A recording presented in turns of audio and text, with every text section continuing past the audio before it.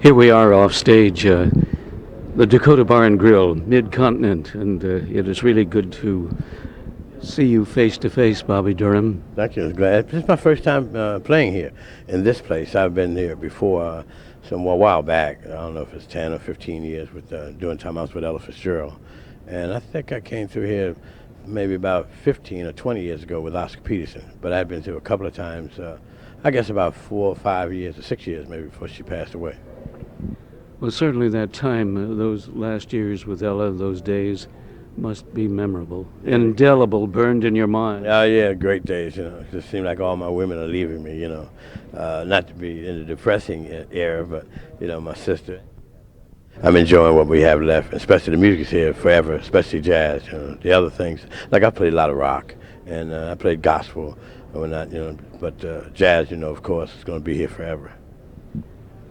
Saw you just perform a function that most drummers don't have to perform, and that is with one stick in your mouth, adjusting microphones and doing level checks. Well, that must be something you acquired out of desperation. Yes, it's during the time, especially playing in the local clubs, and when people are very close to you, and especially in your neighborhood.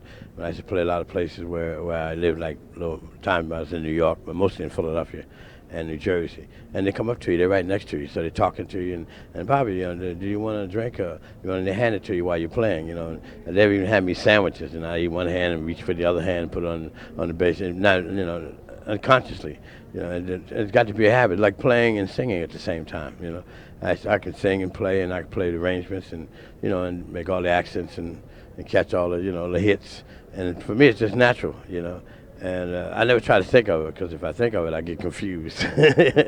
And being with Oscar Peterson, I used to watch Oscar. He played with one hand and reach over, grab the handkerchief, wipe his brow, and reach over the left hand, And when I saw, it used to, especially with him playing so many notes.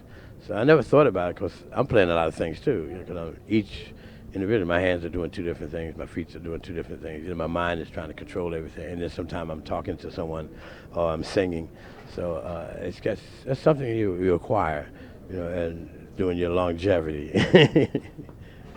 In working with both Ella and Oscar, let's just talk about Oscar for a moment. Sure. The first time you landed on the platform with him after you were, how did that come about? Well, I was working with Wild Bill Davis for many years in Atlantic City, and we did things during the winter. I had been with Lloyd Price some years back. But while I was with Wild Bill kind of talked me into working with Duke's band. So because I had been doing other things, and I said, okay. So I went with Duke during the time Rufus Jones was there, and Sam Woodrow I was playing with Ella Fitzgerald at the time with Jimmy Jones and Bob Crenshaw, and during the time we were doing the jazz at the Philharmonics, we used to have Ella and Oscar on the show. And we do them every 2 or 3 months. We would do maybe a whole month of jazz Philharmonics. And during the time we were doing that, Oscar would come up for the finale, and he would sit down at the piano while Ella was singing, and Duke would direct the band. So while he's doing that, the band would lay out, and just be the trio: John Lamb and Duke and Oscar and myself. And so Oscar got to hear me because I'd come down. So Oscar got to hear me with the trio, the rhythm section. So I was going to leave because, during my kids, certain times out of the year, I would take off and be home for about a year and a half or a year, and then I'd go back out on the road. So Oscar heard that I was going to leave Duke, which Duke didn't want me to leave. I really didn't want to leave. I just wanted to leave for 3 months. And Oscar heard I was going to leave, and as soon as he heard I was going to leave, he called Oscar Peterson up and told Oscar, hey, you wanted Bobby, now you got your chance, because he's leaving in another week. And I happened to come home that particular night. In fact, it was a couple weeks before I got ready to leave. I did the last 2 weeks, and as soon as I got home in the cottage, it was in Lake Tahoe. And as soon as I got home, my wife was there with me, and as soon as I just took my jacket off, and my wife said, the phone rang, so my wife said, somebody wants you on the phone. It's Oscar. You know, I said, Oscar? So I have a my best friend is Oscar. But first, I picked up the phone and I went, hey, Oscar. You know, I started talking to him. And he said, hold on, wait a minute. I said, this is not your friend. I said, you my friend. We were together since we were like 16 years old. He said, no. I said, this is Oscar Peterson. And that's how I got the job. And he told me that Louis Hayes was leaving. And I said, leaving? I said, where's he going? He said, well, he's leaving, and I need a drummer, you know. And I said, great. He said, well, I'll be in your town at Showboat the day that you come home. I said, how'd you know when I was coming home? He said, well, I know when you're coming home. He said, so I said, well, okay, well, I'll be down the following night, which was a Saturday. And he said, I want to talk to you. So I came down. I came home Friday and stopped by the Showboat Saturday, and he offered me the job. And that's been really, that's when my career really started. Because with Duke's band, I mean, so many name guys in the band, you know. In fact, Duke didn't realize I was in my 30s, you know, until the night I got ready to leave, because he had put it in the paper several times about his 18-year-old drummer, you know. So that's when I decided, and I guess I was with Oscar about 5 or 6 or 7 months. Then all of a sudden I started getting exposure, like in the downbeat, you know, and stuff like that, Playboy Jazz Award and stuff. So Oscar was responsible really for my career, really, for people really nationally knowing me, although I had been playing around, but actually knowing Bobby Durham, you know, all over the world internationally. It really started with Oscar. Oscar was the beginning, and he was the one who made it, you know, possible for me probably to be at the status that I'm at today. Working with Edward Kennedy Ellington, and this is the centennial year of his Yeah, birth. yeah. That must have been That's a great. study in character and leadership. What about his leadership? I loved it. And I had several disputes with people about when I said, like, I love playing with, not only just with the band, I said, but I really love mostly, in a way, I wouldn't say mostly, well, I don't want the guys get mad at me, but I love playing with the trio. And the guys go, oh, no, Duke don't have a trio. I said, he does it. We did a lot of jobs in between it. I mean, many jobs, but just the rhythm sections, just John Lamb, Duke and myself, like when he went to Washington to do that, and when they gave him that award and whatnot. In fact, they recorded us and everything, and that was great. And I was very happy to find out that they had a picture in the one of the magazines and one of the books, the jazz books. But the only thing that I was disappointed about was it's only 3 of us, and whoever took the picture, he shot it from my side, and the only thing that he got of me was my hands. And John Lamb, and then I was saying, wow, he's right next to me. How come he didn't shoot me? So everybody kept saying that, because they always mistake me for Sam Woodyard. You know, so a lot of things, even in Paris. Guys, so I got a video of you, and it's only about 2 minutes of you, Bobby, and the rest of it, Sam Woodyard. He took me to his house. He does the broadcasting from the clubs in Paris, and he said, I want you to come to my house. I went to his house, sat there, and the whole time he said, Sam Woodyard, see? I said, no, that's me. So it was only 2 or 3 minutes of Sam Woodyard, and it was me on the whole thing, you know. So, but it's a compliment for me, because a lot of times I get off the bandstand and the guy said, hey, Sam, you know. So things like that makes me really feel proud. So I'm not, you know, upset about it. I'm happy about it. You know. I'm talking with Bobby Durham. Autumn dawns, and here we are in the Mid-Continent, Minneapolis and St. Paul, just off stage at the Dakota Bar and Grill. Bobby, working with Ella in those final years, must have left a sort of melancholy print on the memory. Something I'll never forget. In fact, every so often I think about her, you know, and I try not to too much, because sometimes I break down, you know, and because, you know, a man can cry, you know, but a lot of times it's a lot of water being mine. In fact, the other day I thought about Ella, and one of the commercials came on. I'm trying to think what commercial it was. I was asleep today, and I woke up this afternoon, and the commercial was on, and it just tore me up, you know. But she had been sick several times, 2 or 3 times, 4 times, real bad, and lost weight and came back out of it, you know. So I was kind of surprised that she didn't really make it this time, you know. But that was, I would say, the best job. I hope nobody's getting mad at me, but the greatest job and the best job I've ever had in my life, you know. She's very thoughtful and about the holidays and birthdays and your kids, and when you're off from work, she'd call the guys just to have rehearsal so you have some money. And we go stay in L.A. and sometime, Beverly Hills, we might stay a week. I said, well, I want to stay another week. She said, stay another week. So I wanted to go see my daughter or something. I want to go to Dallas to see my stepfather, who was just Red Garland. So I'd go out see him.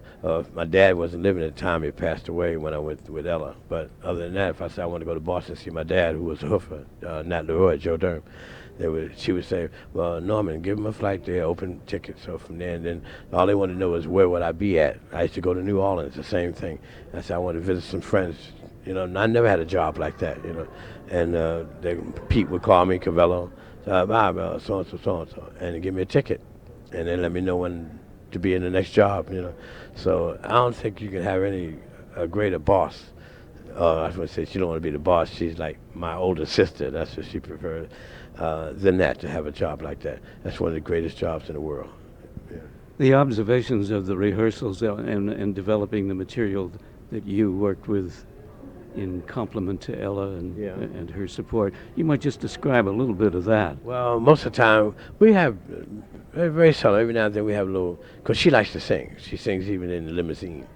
So a lot of times I had to ride in the other limousine because she'd sing for 2 hours, 3 hours. I'd be trying to sleep, She made me come and sit in the back, But most of the time we'd go to her house and in Beverly Hills.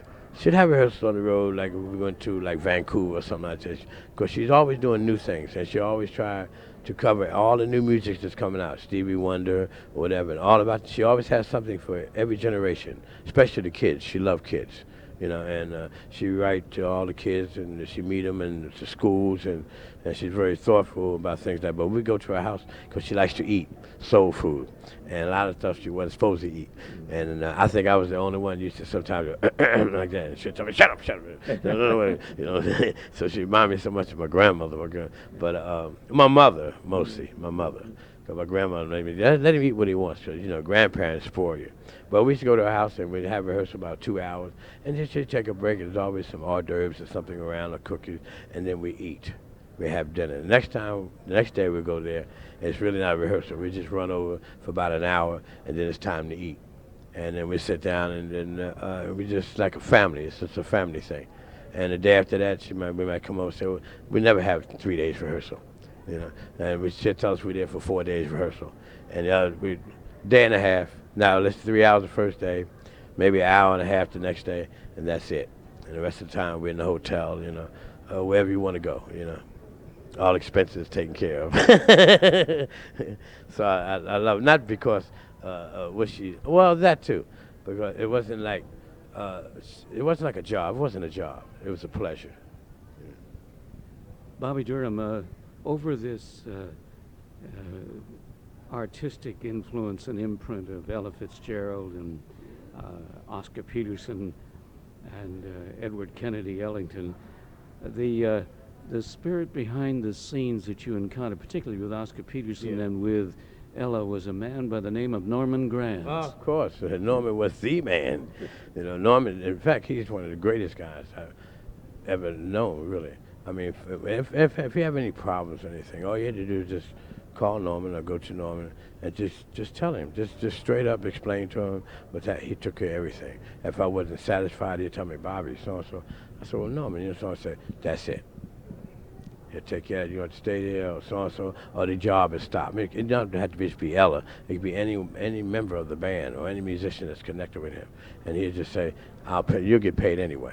So he protects all the guys, anything. Just like, I mean, if it's someone who passed away, Norman usually takes care of all of that, And he's done a lot for me, And at one period of time, almost 3 years, I was working with Oscar. Well, Norman is the controller of everything. And I had been working with Oscar and Ella at the same time. I'd leave one job and go to another job, and I'd be with Oscar. I went back with Oscar at the time after I'd done the first Black and Blue show in Paris in Châtelet for 5 months, and I came back, and Ella had someone else, and I was doing some other things freelance. I had my own band, and Al Gray and I had opened up a jazz club. We had first started out with the First Nighter, but we had opened up a club called Just Jazz, and it was on 2119 Arch Street. And we brought in fact, Ella came in and did the press conference, the first opening night, and we had Roy Eldridge, and then later on Eddie Lockjaw Davis and Ruby Green. Well, we had a lot of people came through. Oscar Peter came. That's after, but Oscar came through. Nito O'Day, Carmen McRae. But we had actually opened up the club, and we had that club, and for quite a while. And well, in fact, to tell you the truth, when I left that club, I went with Ella. That's when I went with Ella. In 60, 70, 72, I was asked, going into 73. But that was really a few great years for me. In fact, not so much, but I made so much money, and I got so fat that I was busting out all my pants and everything. Keely used to look at me all the time and say, "You're making too much money. You look, your pants is splitting." And I'll be with Sam Jones. Sam Jones would go to a club after and they'd say, "Okay, I know you got the tabs," and they start ordering champagne and everything. In fact, I worked at Carter Berrien. I had just left Duke's band, and while I was doing the Carter Berrien gig, I just started with Oscar. I had been with Oscar about 3 months. And when we got there to open up, Sam Woodjaw was playing with Ella, which, it happened a few times before. Sam wasn't feeling good at doing the Jazz Philharmonics. And I went out and played with Ella on some gigs, and and that's how she got to hear me. And I never played with Oscar, before leaving Duke, but I had played with Ella about 3 times. And that's funny because Sam would get up for the second show and just kill me when he comes out. I'd be playing and get finished. I know I played well, and then the next show, Sam Jones would come out and just wipe it out. But I went to Carter Berrien, and I wound up working for Sam because Sam got sick then, and so I played with Sam. After I got finished with Sam, Duke had 2 other drummers he was trying out, and I'd been away about 3 months. And Mercer came to me and said, "My father wants you to play with the band." So I had to go out and play with Duke. And then after I got finished playing, actually, to tell the truth, I take that back. I started with Oscar first because we opened up. And then Mercer came to me and asked me to play with Duke. And then after I got playing with Duke, then they had an intermission. And Ella came on, and then Pete Cavello came and asked me could I play with Ella because Sam was sick. So I wound up playing all 3 jobs. First time I had formally and personally, I met Louis Armstrong. Face to face, And so that was a great night for me. How old were you? Oh, let's see. Somewhere around 18, 19? No, that was in my 30s. I'll be going on 63 now. February the 3rd is my birthday. I'll tell you what year it was. It was 67, 1967. Must have been around March or April or something like that. No, 1967. So I don't know, from 67 to, I was born in 37. So, 30 years old? Yeah, I was 30 years old. Yeah. And you had mentioned that somehow your first experience with Duke was when you were 18, right? Yeah. I was just left Duke the year before that. So actually I was going to 31. So the year before that, I had just turned 31 at that time. So I was 30 when Duke thought I was 18. A footnote concerning the club that you and Al put together. Yeah. It was located in Philadelphia? Yes, in Center City. It was on Arch Street. It's Market, Arch, Race, Vine. Going the other way is Chestnut, Walnut. So it was Center City. It was 21st, a little further up from right downtown where we're in Penn at City Hall. But it's still called sort of Center City, right off of Market Street, which is the main street that divides north and south of Philadelphia. Did you enjoy playing and running a club, the simultaneous business of music which you're always concerned with, but here you have a club and an inventory and people. Oh, yeah, because I had my first taste long ago when my uncle Smooth had a little club, a little bar. And we had the experience of that by working at the First Nighter, which was on Juniper Street between 13th and Broad and between Vine and Race. And we were there for like about 2 years. And a guy named Sonny Driver was managing the place. So I had my experience first there. My second experience I had was running a club called Dino's, which was on 46th.